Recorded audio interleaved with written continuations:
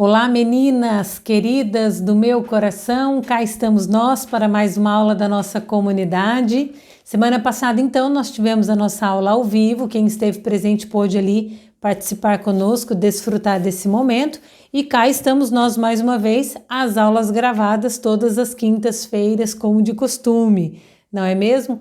E cá estamos nós reunidas de novo com muita alegria para trazer mais conteúdo para vocês. E de um modo ou de outro também poder colaborar, né, de maneira mais efetiva, de maneira mais eficaz no crescimento, né, nesse descobrimento, nesse autoconhecimento ao qual nós somos então convidadas a viver diariamente, quase que momentaneamente na nossa vida, não é mesmo? Então, vamos nós para mais uma aula, espero que seja também de grande valia para muitas, ou melhor, para todas que aqui estão. Já adianto para vocês que temos aí algumas novidades vindo pela frente, coisas pensadas com muito carinho, com muita dedicação, e virão coisas muito boas, diga-se de passagem, né? Já estamos ali quase finalizando o projeto, e se Deus quiser, dentro em breve, muito em breve, eu estarei aqui então dividindo com vocês essa tremenda alegria que nasceu a partir da comunidade, né? Pensando em vocês, pensando neste apostolado, pensando numa maneira mais eficaz de então contribuir no crescimento de cada uma, tá joia? Então chega de conversa fiada e vamos trabalhar porque nós temos serviço. E o tema da nossa aula de hoje são os inimigos da casa. Eu gostaria de trazer para vocês aqui hoje 4 grandes inimigos de dentro de casa. Eu diria que como que 4 demônios capazes o suficiente de destruir, de desordenar, de complicar, de, enfim, embaraçar toda uma rotina, toda uma dinâmica, toda uma casa, toda uma convivência, enfim, tantas outras questões, não é mesmo? E quais são então essas 4, né? Esses 4 inimigos que nós aí deixamos por diversas vezes adentrar a nossa casa e que por muitas vezes sorrateiramente, sem que a gente se dê conta, sem que a gente perceba, sem que a gente veja, não é mesmo? Vai entrando ali de fininho, de mansinho e a coisa então vai ali engrossando, vai complicando. Eu vou então trazer aqui para vocês esses 4 inimigos e aí então nós vamos detalhando um a um, de modo para que nós possamos ir ali repensando, observando, nos analisando, para poder encontrar quais são os pontos então que nós precisamos melhorar, tá joia? Então, o primeiro grande inimigo de uma casa chama-se tristeza. Tristeza. É triste, mas é verdade. Um segundo grande inimigo, o trabalho em excesso, né? O trabalho excessivo, tanto dentro de casa quanto fora de casa, não? O terceiro grande inimigo nós chamamos de desassossego, um desassossego que inquieta a alma. E por último e por fim, o quarto grande inimigo de uma casa, de um lar, nós chamamos de medo, não é mesmo? O medo. O medo é capaz de destruir, de denegrir, de complicar e de paralisar todo um lar, toda uma família, toda uma casa. Então vamos voltar lá, vamos nos ater primeiramente na tristeza. Vamos falar um pouco da tristeza, né? Diz o autor que o homem que permanece só com a sua tristeza é como um homem que permanece só com um demônio. Veja, isso é forte, não é? Isso é grave. E por quê? Porque quanto mais nós vamos ali nos fechando, quanto mais nós vamos ali ficando na nossa tristeza, quanto mais nós ficamos ali como que mergulhados, saboreando a nossa tristeza, mais nós vamos afundando, complicando, piorando a situação, que teoricamente já está ruim, né? Mas que então nós conseguimos fazer o quê? Piorar aquilo que já está ruim, não é mesmo? Veja só, combater a tristeza é urgente, até porque a tristeza contamina muitos. É como que uma água contaminada. Todos aqueles que bebem, então, vão ser afetados por esse grande mal, por esse grande inimigo que é a tristeza. E veja bem, a tristeza ela entra de modo sorrateiro, né? Às vezes por um vitimismo, às vezes por um motivo real que aconteceu, que é fato, que precisa ser trabalhado em nós, às vezes por um excesso de cansaço também. E ali o que acontece? Nós vamos como que ruminando, né? Nós vamos como que sentadas, mastigando aquilo e vamos ali deleitando na nossa tristeza, e aquilo vai ganhando uma proporção gigantesca dentro de nós. E veja, a tristeza ela é capaz de roubar de um lar o viço, o brilho, não é mesmo? Não só a alegria, mas o brilho de um lar, o brilho de uma família, o brilho de uma casa. E como então nós podemos efetivamente combater a tristeza? Como nós podemos combater a tristeza de modo que ela não se instale em nós? E não se instalando em mim, não se instale também nos meus. Não seja capaz ali de criar, então, ramificações pela minha casa, né? Veja, eu combato a tristeza como? Primeiro pelas palavras. Não é mesmo? Compreendendo que a tristeza é um estado de ânimo, é um sentimento, não é mesmo? Eu sou capaz, então, de vencê-la pela minha razão, que me convida a ter atos concretos, contrários àquilo que me deprime, àquilo que me rebaixa, não é? Então veja, eu combato a minha tristeza pelas minhas palavras, pelo meu olhar, não é? Por aquilo que eu olho, por aquilo que eu vejo, por aquilo ao qual eu me demoro, percebe? Onde é que eu descanso o meu olhar? Exatamente, é ali que eu preciso parar, para que então eu venha combater a minha tristeza. Uma alma triste, uma pessoa triste, uma mulher triste, tem a tendência de olhar para o mundo a partir de uma ótica negativa, não é? Então, combater a tristeza pelo olhar, pela forma com a qual eu vejo, eu olho, eu observo, não é mesmo?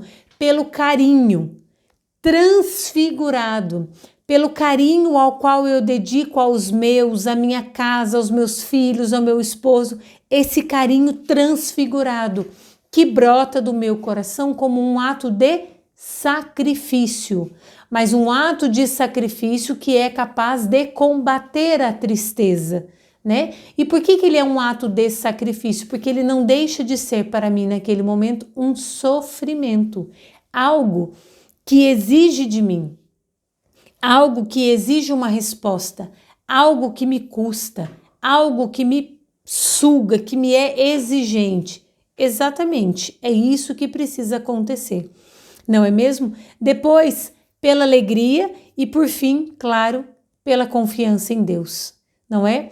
Quando eu compreendo que a tristeza é algo que busca espaço para se instalar na minha alma, eu automaticamente e muito rapidamente vou emendando, né, meios, criando meios, gerando meios de fazer com que eu me afaste dela ou que ela ao menos não encontre em mim um ambiente propício para ali proliferar, não é? Então eu logo acabo com essa tristeza, mando a ela embora, mando ela para outro lugar. Não é mesmo? Então, qual o meio eficaz de combater a tristeza? Primeiramente, como a gente já disse, pelas palavras. Segundo, pelo olhar. Terceiro, né, pelo carinho transfigurado, não é mesmo? Por esse carinho que gera em nós esse espírito de sacrifício. Quarto, a alegria e, por fim, a confiança em Deus. A confiança nesse Deus de que sabe tudo quanto nos acontece, não é? Olhai os lírios do campo, não tecem, não fiam, mas a minha mão os amparam, a minha mão os sustenta. né? Se um fio de cabelo não cai da nossa cabeça, se não é da vontade de Deus, quanto mais todas as preocupações, sentimentos, experiências, vivências daquilo que nós vivemos, não é mesmo? Então, ter esta confiança de que nós não estamos desamparadas, mas que, ao contrário, há alguém que está velando por nós o tempo todo. Tá joia? Então, esse é o primeiro inimigo da nossa casa, o primeiro inimigo do nosso lar, que vem de mansinho, vem tentando se instalar, vem tentando achar um lugar ali propício, não é mesmo? E ali ele vai encontrando, então, espaço, ele vai encontrando, ele vai entrando. Então, a gente precisa logo acabar com isso no início, não é? Percebeu que a coisa tá tendendo ali para a tristeza, já imediatamente pode recalcular a rota e recomeçar, não é? É o meio mais eficaz, eu diria. Então, ali, um segundo inimigo, o trabalho excessivo. Quantas de nós não cai neste inimigo ou não permite que este inimigo entre em nossas casas? Não é mesmo? Quase que diariamente, não é assim? O trabalho excessivo, essa esposa, essa mulher, essa filha, essa mãe que se desdobra, que trabalha o tempo todo, que não para um minuto e o que é pior, que coloca esse trabalho acima de tantas outras coisas, não é? Que coloca este trabalho acima de tantas outras coisas tão mais importantes, não é mesmo? Como e de que modo eu posso combater esse trabalho excessivo? Pelo repouso. E aí você pode dizer assim para mim, lógico que é pelo repouso, né? Se eu tô cansada de trabalhar, eu vou descansar. Mas veja, minha querida, a mulher que tem o hábito, né? Eu diria não o hábito, o vício do trabalho excessivo, enxerga o repouso e o descanso como preguiça. Percebe? Como preguiça, por isso ela não admite repousar. Ela não se permite descansar. Por quê? Porque o tempo todo ela tem sobre ela mesma um olhar de julgamento, de que se ela parar, ela está sendo preguiçosa. Compreende? Então, ter essa dimensão, ter esta noção de que o descanso é necessário e o trabalho excessivo é o grande inimigo da alma, porque ele vai como que acabando, desgastando as nossas forças e isso vai nos tornando cada vez mais suscetíveis à ira, à impaciência, né? À irritabilidade, a falta de doação para com os outros. E quem são os primeiros a sofrer essas consequências? Aqueles da nossa casa. Não é mesmo? Aqueles que estão em casa. Esses são os primeiros a sofrerem, não é? Com o quê? Com o resultado desse trabalho excessivo. Veja, o repouso que não denota moleza ou preguiça precisa entrar no horário da casa como um horário de serviço, não é? Então, se nós temos muita dificuldade de enxergar o repouso como um dom, né? O descanso é também um dom precioso. E nós precisamos compreender esse descanso como um presente, como graça, como dom. E vejam, o trabalho excessivo, por vezes, também atua na nossa vida como uma grande armadilha do mal. Para quê? Para atacar as nossas relações, para destruir a minha vida interior, não é? Para afetar de maneira concreta o meu intelecto, de modo que eu fico ali comprometida, né? Com o meu pensamento, comprometida com o meu raciocínio, comprometida com a minha maneira de agir por conta do cansaço. Então veja, o autor diz, o repouso que não denota moleza ou preguiça precisa entrar no horário da casa como uma regra. Você precisa estabelecer para si mesma um horário de descanso. É necessário. E compreender que aquilo não é um ato de preguiça, mas ao contrário, é um ato de amor. Por quê? Porque você descansa, porque você se dá o direito para que depois você esteja inteira para os teus. Porque veja, de que adianta você limpar a casa o dia inteiro, você trabalhar o dia inteiro, você correr o dia inteiro, se quando você chega dentro de casa você é um limão de azeda? Chata, azeda, irritada, nervosa, impaciente, Deus que me livre. Deus que me livre, melhor que ficasse no trabalho e dormisse por lá, voltasse só no final de semana, não é? E quantas mulheres se deixam levar por isso? Não se permitem descansar, não se permitem compreender a necessidade do repouso.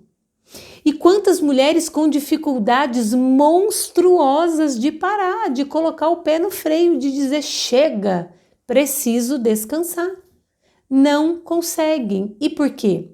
Porque se preocupa com o que o outro vai pensar a seu respeito, porque acha que está perdendo tempo, porque acha que está sendo preguiçosa, né? Porque pensa que não pode parar um minuto porque tem que produzir. Veja, minhas senhoras, isso é muito grave. E isso, com o passar do tempo, vai tendo cada vez mais uma afetação acentuada sobre a nossa vida.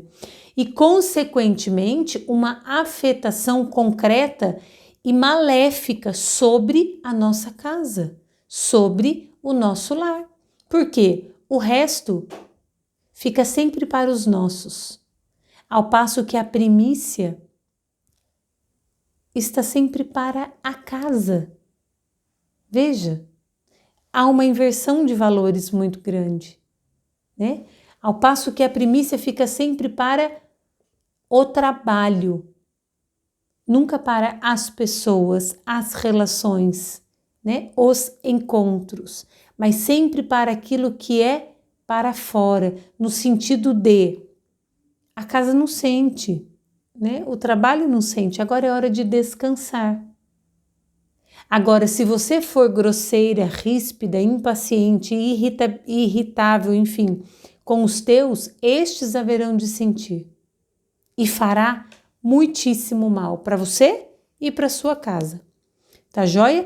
Então, como é que eu vou combater esse cansaço excessivo, esse trabalho excessivo? Só há um meio, através do repouso. Como? Quando eu compreendo, quando eu entendo que o descanso é um dom precioso. Não é um ato de preguiça, mas é um ato de descanso, de graça, de dom, de presente. Tá certo? Então, tenhamos essa compreensão clara na nossa mente, não é mesmo? De que é preciso descansar. Tá joia? E você sabe perfeitamente bem quando é que você está fazendo corpo mole. Então, é só uma questão de ajuste, e ali você ajustando então os ponteiros, a coisa tende a fluir bem, embora, deslanchar. E aí, vai que vai, né? Vai que é só alegria, tá certo?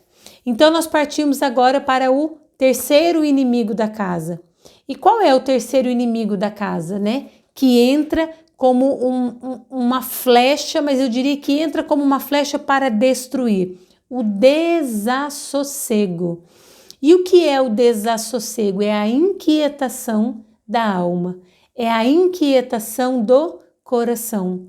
E qual é o meio eficaz de combater o desassossego? A paz, minhas queridas. A paz. Veja, tão simples, né? Combater o desassossego, como? Pela paz. E aí você pode me perguntar assim, mas tá aí, como é que eu faço para viver essa paz, né? Se dentro da minha casa é um caos, se dentro da minha casa é uma loucura, é só briga, é só gritaria, e, enfim, né? Tantas outras coisas. Veja, o inimigo da paz é o quê? É o nervoso, né? É a irritabilidade, é a inquietude. E por quê?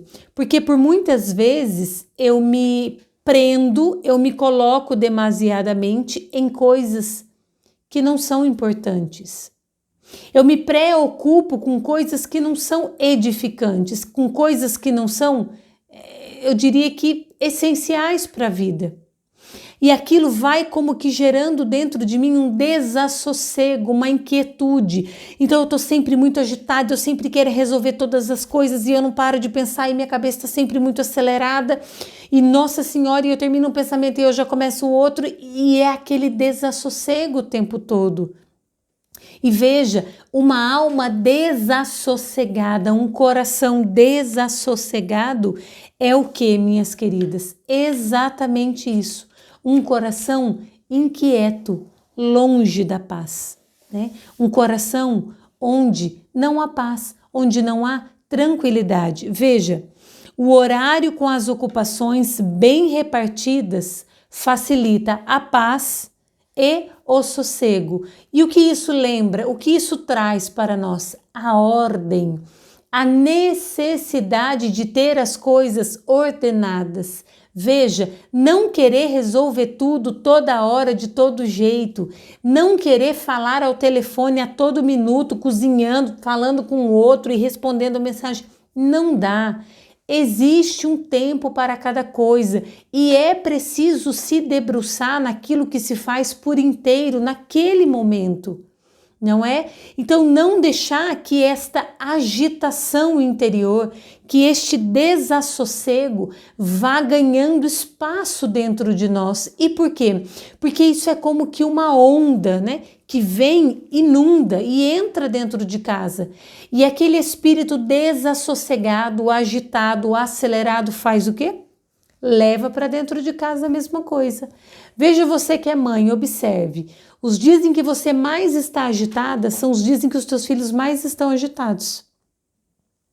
Quando você se acalma, a casa se acalma. Quando você se agita, a casa se agita. E pode ver que todas as vezes em que você se agita, todas as vezes em que você se desassossega, é porque você está longe da tua vida interior. É porque você está longe da tua vida de intimidade.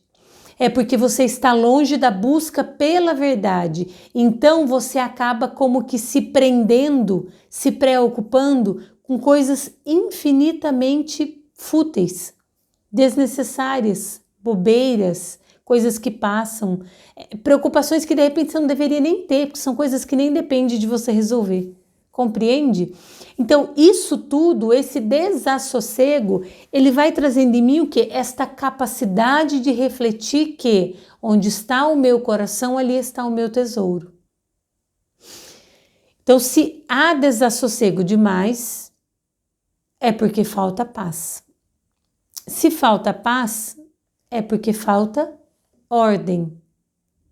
Se falta ordem, é porque falta prioridades. E se faltam prioridades, é porque no fundo já não existe mais uma vida interior, uma vida de intimidade. Então veja, se a gente continuar, a gente vai puxando muito mais fio, vai muito mais lá para trás, não é mesmo? Mas eu penso que por um instante isso seja o suficiente para que nós possamos refletir, pensar, apontar e resolver problemas práticos de desassossego que nós trazemos no nosso interior. E que, de certa forma, né, e eu diria de uma forma bastante concreta e incisiva, isso entra também dentro do teu lar. Isso entra também dentro dos teus relacionamentos. Isso entra também dentro da tua casa, não é? E como é então que eu vou combater o desassossego? Pela paz, pela busca da ordem, pela necessidade das prioridades e, acima de tudo, por uma vida de intimidade, uma vida interior bem nutrida. Tá joia? Então, este é o caminho para se combater o desassossego.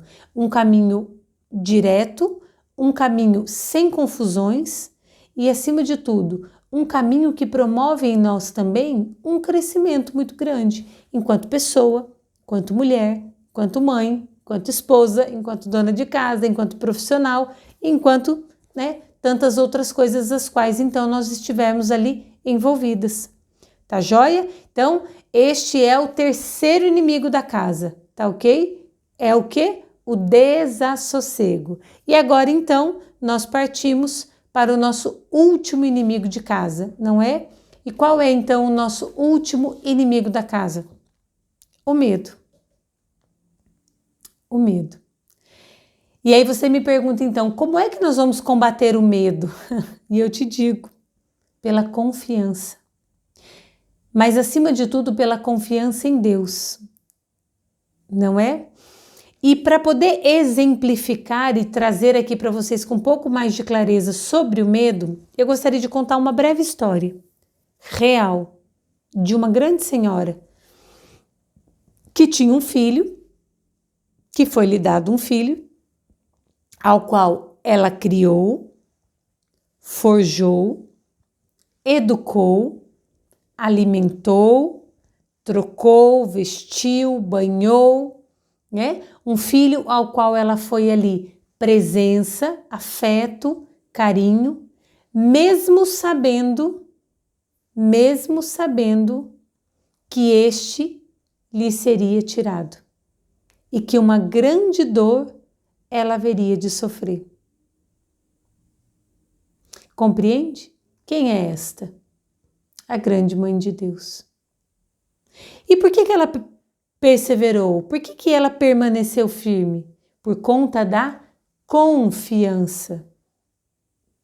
Quando eu confio, ainda que eu tema, eu não paro. Eu não paro. Por quê? Porque quando eu confio, eu tenho a compreensão de que eu não estou só, mas de que há alguém infinitamente maior por mim, que cuida, que zela e que não me deixa fazer as coisas erradas. Este alguém que de algum modo me envolve, me dá meios, situações, enfim, tantas outras questões, né? De tentar não errar. E ele trabalha para isso duramente, né? Ele trabalha para isso duramente, ainda que nós lutemos para não perceber, para não ver, para não ouvir, depende do ponto de vista, não é? Veja, eu achei isso muito belo. O homem facilmente sente-lhe desfalecer a confiança na luta. Um vago receio o invade. Feliz deste homem, se ao seu lado tiver quem entoe canções de coragem, o hino da confiança em Deus. Quem lhe cantará esta canção, minha cara? Nós mulheres. Nós mulheres.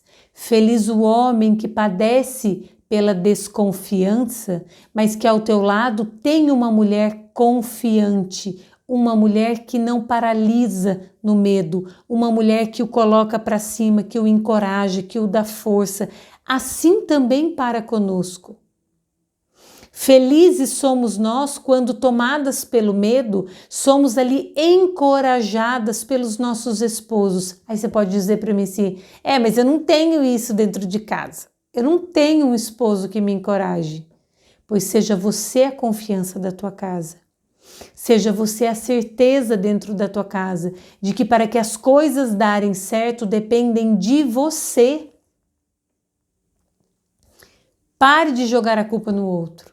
E olhe para dentro de você. Você já deu o seu melhor? Você já fez tudo que você podia fazer? Você já fez? E ele ainda continua, né? Pouco importa se o futuro se apresenta negro e mau. Para o marido, para a esposa e para os filhos. Coragem e confiança em Deus. Não é? São nos tempos maus, difíceis, em que se forjam grandes homens e grandes mulheres. Então, no meio da dor, no tempo da dificuldade, no tempo do medo, no tempo das incertezas, ali é preciso que eu restaure, que eu restabeleça, que eu fortaleça em minha confiança. Confiar esperar, saber que existe alguém por nós, que cuida, que zela, que protege, não é? Que conduz. Então vejam, minhas caras, como é que eu venço, né, de algum modo, o medo? Eu venço o medo, então, pela confiança. Principalmente pela confiança em Deus. Então hoje eu quis trazer aqui de modo prático, extremamente aplicável para vocês, esses 4 inimigos do lar, esses 4 inimigos da casa, que de algum modo geram toda uma destruição e que é preciso combatê-los ainda no início, ainda na semente, ainda bem pequenino, para que ele não estabeleça raízes, não cresça dentro de nós, de modo a afetar toda a nossa casa, toda a nossa família, todo o nosso lar. Tá joia? Então, só relembrando com vocês, são eles: primeiro, a tristeza, o trabalho excessivo, o desassossego e o medo. E a pergunta que eu faço para vocês hoje é: quais desses inimigos têm destruído a tua casa? Quais desses inimigos têm feito de você uma árvore infrutífera? Quais desses inimigos têm regido a tua vida e da tua família? Quais desses inimigos sorrateiros, maldosos, malditos, têm buscado e encontrado brechas dentro da tua casa para destruir a tua família? Então, minhas queridas, vamos ouvindo, pensando e repensando o que nós precisamos efetivamente mudar dentro de casa, mas sobretudo e principalmente mudar dentro de nós. Porque a mudança começa sempre por mim e por você, né? Então, é muito mais fácil quando eu aponto o erro do outro, mas é muito mais nobre quando eu reconheço que a mudança precisa partir de mim, não é? Então, eu espero que você goste dessa aula, ouça, que lhe seja útil e que lhe promova, então, que lhe ajude aí a ter mudanças efetivas dentro da tua casa, tá joia? Para vocês eu deixo, então, o meu grande abraço, força e coragem, vamos adiante, não podemos desanimar. Conto com vocês, espero vocês, então, na próxima quinta-feira. Estaremos juntas de volta aqui na comunidade. Então, se você gostou, compartilha, deixa lá o seu like no nosso canal do YouTube, não é mesmo? Compartilha, manda esse link, divide, divulga, não é mesmo? Vamos fazer deste apostolado uma grande rede de pesca, para que nós possamos chegar, então, a muitas mulheres, tá bom? Um beijo no coração, fiquem com Deus, com Nossa Senhora, força e coragem, vamos adiante!